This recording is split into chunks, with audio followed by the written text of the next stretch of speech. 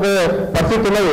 దాదాపు 42 కాలేజీల్లో కూడా 42 మెడికల్ కాలేజీలు గవర్నమెంట్ అండ్ ప్రైవేట్ కాలేజీలు ఇవాళ తెలంగాణలో కేంద్ర ప్రభుత్వం నయా పైసా గడిచిన 10 సంవత్సరాల లోపల ఒక్క మెడికల్ కాలేజ్ తెలంగాణ ఇవ్వకుండా కూడా రాష్ట్ర ప్రభుత్వమే కేసీఆర్ గారు ఇనిషియేటివ్ తీసుకొని రాష్ట్ర బడ్జెట్తోనే ఇవాళ ఈ కళాశాలను నిర్మించడం వల్ల తెలంగాణకు దాదాపు 6,000 పైగా సీట్లు 6,690 సీట్లు ఇవాళ తెలంగాణ విద్యార్థులకు దక్కే విధంగా నిర్మాణాలు వేస్తే సెంట్రల్ పూల్ వెళ్ళిపోవడం వల్ల 1003 సీట్లు ఇవాళ నష్టపోవాల్సిన పరిస్థితి ఉంది. ఇవాళ నీటి కనుక రద్దు చేస్తే తెలంగాణలో ఇన్సెట్ రాసిన అభ్యర్థులకే ఇవాళ ఈ 1003 సీట్లు కూడా దక్కే అవకాశం ఉంటాయి కాబట్టి దీనివల్ల తెలంగాణకు లాభం జరుగుతుంది కాబట్టి నీటిని రద్దు చేసే విధంగా రాష్ట్ర ప్రభుత్వం ఇనిషియేటివ్ తీసుకోవాలని చెప్పి మేము కోరుతా ఉన్నాం.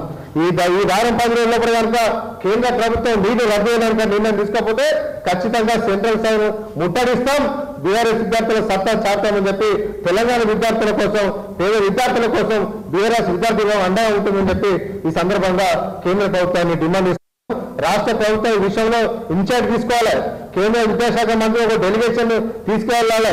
లేదంటే రాష్ట్రపతి గారు అపార్ట్మెంట్ తీసుకొని నీటి విషయంలో జరిగిన అక్రమాలు తెలంగాణ ప్రాంతంలో ఏ ఒక్క విద్యార్థి కనీసం 150 ర్యాంకు వరకు తెలంగాణ విద్యార్థులకు ఒక్క సీటు ర్యాంకు రాకపోవడానికి చాలా అన్యాయం కాబట్టి లెక్కలతో సహా రాష్ట్రపతి గారు వివరించే ప్రయత్నాన్ని ముఖ్యమంత్రి గారు ఇన్ఛార్జ్ తీసుకోవాలని చెప్పి ఇవాళ మేము డిమాండ్ చేస్తా ఉన్నాం.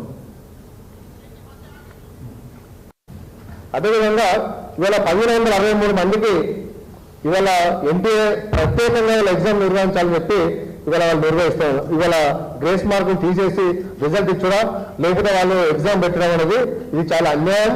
ఎందుకంటే గ్రేస్ మార్కుల సిస్టమ్ అనేది ఎక్కడ ఉండదు, లేట్ వచ్చిన దానికి అలవ్ చేయడం అనేది ఎక్కడ ఉండదు. ఇవాళ తెలంగాణ ఎస్ఎస్సీ ఎగ్జామ్ రాస్తేనే లేట్ వస్తేనే అలవేరు.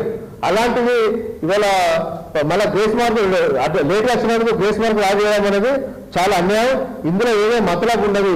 ఎన్టీఏ అనేది ఇవాళ అక్రమార్కుల చేతిలో వాళ్ళ డబ్బుల కోసం వాళ్ళతో కుమ్మక్కై వెళ్ళడానికి చాలా అనుమానాలు రేకెత్తిస్తున్నారు. కాబట్టి ఈ ఎన్టీఏ పెట్టే ఎగ్జామ్ ఇవాళ మీ విశ్వాసంలోకి తీసుకోవడం లేదు. కాబట్టి ఎన్టీఏనే నీటినే రద్దు చేసి రాష్ట్రాలకే దీన్ని అప్పగించాలని చెప్పి ఇవాళ కేంద్ర ప్రభుత్వాన్ని మేము డిమాండ్ చేస్తూ ఉన్నాం.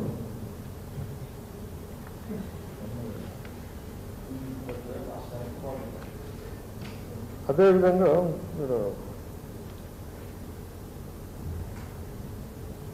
ఇది ఎట్లుందంటే మధ్యప్రదేశ్లో 2000 సంవత్సరంలో వ్యాపక కుంభకోణం ఏ విధంగా వైద్య విధాన పరిశోధన జరిగిందో ఇది మరి అలాంటి ఒక స్కామ్ లాగానే ఇది కనిపిస్తుంది. కాబట్టి కేంద్ర విషయంలో తూతు మంత్రంగా వివరిస్తున్నది. కాబట్టి దీనిపైన చర్యలు తీసుకోవాలని చెప్పి ఇవాళ మేము కేంద్ర ప్రభుత్వాన్ని ఇవాళ మేము డిమాండ్ ఇస్తూ ఉన్నాం. ఇవాళ సెంటర్లో దేశవ్యాప్తంగా 571 సెంటర్లు ఉన్నాయి. అవుట్ ఆఫ్ ఇండియాలో 14 సెంటర్లు ఉన్నాయి. అక్కడ మన సిబ్బంది ఉండరు, మన పోలీసు ఉండరు, ఎవరు ఉండరు. అలాంటి కాదు వేరే దేశాల్లో కూడా ఎట్లా సెంటర్లు నీటి కోసం నిర్వహించాల్సిన అవసరం ఉంది. అందులో ఏదో మతలాగా ఉన్నది కాబట్టి ఇవాళ వేరే దేశంలో కూడా ఇవాళ సెంటర్లు ఇవాళ కండక్ట్ 14 అవుట్ ఆఫ్ ఇండియాలో కూడా 14 సెంటర్లు ఇక్కడ వాళ్ళు కండక్ట్ చేయడం జరిగింది. దీనివల్ల తెలంగాణ భారతదేశం మొత్తం కూడా విద్యార్థులు నష్టపోయే అవకాశం ఈ రకంగా ఆయన ఎగ్జామ్ పెట్టే కూడా కండక్ట్ చేస్తలేదు వీళ్ళకు.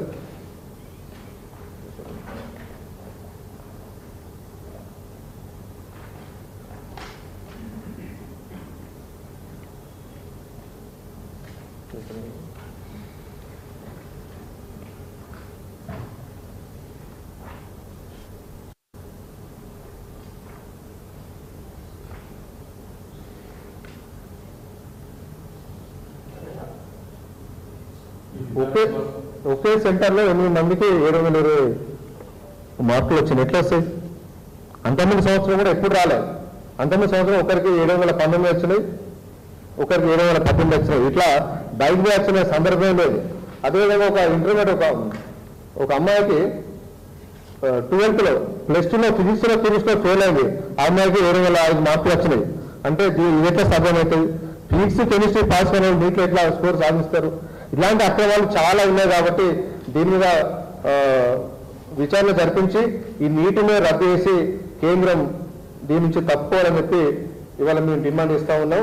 గ్రేస్ మార్క్ అనేది చాలా అన్యాయమైన విధానం. గ్రేస్ అనేది ఎవరైనా కోర్టుకు వెళ్ళి అన్యాయం జరిగింది పేపర్ అనే దాని విషయంలో కోర్టుకు వెళ్తే కోర్టు డైరెక్షన్ మేర గ్రేస్ మార్కులు కలిపిన సందర్భాల్లో తప్ప ఇవాళ ఎన్టీఏ చెప్పినట్టుగా వాళ్ళ చిన్న చిన్న పిటిషన్లతోనే ఇవాళ గ్రేస్ మార్కులు కలపడం వల్ల ఇవాళ చాలా మంది విద్యార్థులు నష్టపోయిన పరిస్థితి ఉంది. కాబట్టి దయచేసి ఈ నీటిని ఎగ్జామ్ రద్దు చేయాలని చెప్పి ఇవాళ కేంద్ర ప్రభుత్వాన్ని వాళ్ళు డిమాండ్ ఇస్తా ఉన్నాం.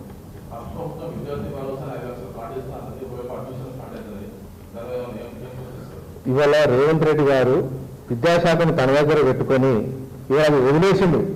ఎంతసేపు కేసీఆర్ గారి పైన గతంలో పరిపాలించిన బీఆర్ఎస్ పార్టీ పైన నిందలు ఆరోపణలతోనే తను కాలం వినది తీయాలని ఒక ప్రయత్నంలో ఇవాళ రేవంత్ రెడ్డి గారిని తప్ప ఆయనకు చిత్తశుద్ధి లేదు. ఆయన ముఖ్యమంత్రి ఇవాళ దాదాపు 6 నెలల దగ్గరికి వస్తుంది. విద్యాశాఖలో కనీసం సమీక్ష లేదు. ఇవాళ విద్యాశాఖలో స్కూల్ ఎడ్యుకేషన్లో పాఠశాలలో ముందు పేరు కానీ పేరు ఉండాలి. ఉండకుండా ఉన్నదంటే విద్యార్థి అధికారులు కూడా ఆ సోయి లేదు. ఎందుకంటే మేము వాళ్ళు అలర్ట్ చేయలేదు కదా, చేయలేదంటే ఆ రకంగా మిస్టేక్ జరిగింది. ఇవాళ ఇంటర్మీడియట్ విద్యార్థులు చాలా మంది ఇవాళ మెడికల్ కౌన్సిలింగ్ కోసం అప్లై చేసుకుంటారు. ఇవాళ ప్రైవేట్ కళాశాలలు సీట్లు ఇస్తే సర్టిఫికేట్లు ఇస్తలేరు.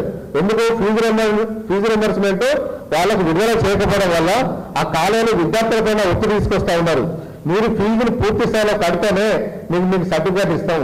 రాష్ట్ర ప్రభుత్వం నుంచి రావాల్సిన ఫీజు రింబర్స్మెంట్ మాకు రాలేదు కాబట్టి మేము సర్టిఫికేట్ ఇవ్వమని చెప్పి ఖరాఖండిగా ఇలా ప్రైవేట్ కళాశాల యాజమాన్యాలు కార్పొరేట్ కళాశాల చెప్పడం వల్ల చాలా మంది విద్యార్థులు, వేలాది మంది విద్యార్థులు కూడా ఇవాళ ఎంసెట్కు కౌన్సిలింగ్ ఇవాళ దూరమయ్యే పరిస్థితి ఉంది. కాబట్టి రాష్ట్ర ప్రభుత్వం వెంటనే ఇవాళ ఫీజులు రియంబర్స్మెంట్ బకాయిలు విడుదల చేయాలని చెప్పి ఇవాళ మేము డిమాండ్ ఇస్తా ఉన్నాం.